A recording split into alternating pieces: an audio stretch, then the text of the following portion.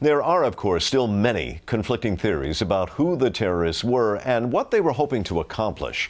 For more about that, we are joined by Jeff Stein. He writes a column called Spy Talk for Congressional Quarterly. Mr. Stein, thank you for being with us again. What can you tell us about the latest reports that the United States specifically warned India that an attack in Mumbai was imminent?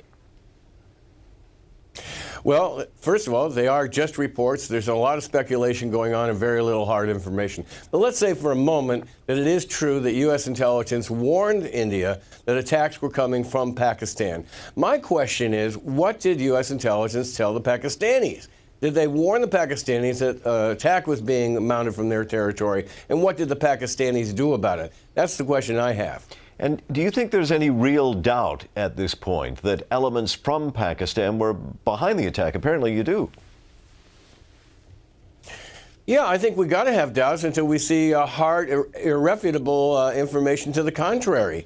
I mean, these Kashmiri separatists have attacked and provoked India before. We know that. So there's a track record. So there's an onus on them to show, in fact, that they weren't involved, and that's pretty hard to deny for them. Although they have denied that they were involved in this, which leaves open other possibilities, Hindi terrorists in India, domestic extremist Muslim elements in India. But we have to go along with one idea for the moment, which is that we know that these Kashmiri independence groups have attacked India before, and so they remain high on the suspect list. Well, how much control does Pakistan, say the government or the military, have over extremist groups that are operating out of Pakistan?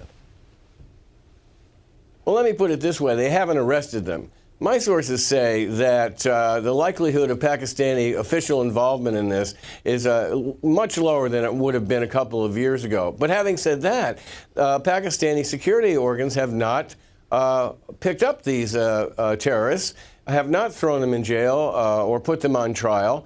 And so that's the question that everyone's going to be asking. In fact, India is now saying it wants the Pakistanis to turn over 20 terrorists that they've had on a arrest warrant list for a long time. So Pakistan is being forced into a corner now. If they're smart, they'll take advantage of this crisis and move on these terrorists. Jeff Stein writes a column called Spy Talk for Congressional Quarterly. Thank you, Jeff. It's good to speak with you again. Thank you, Martin.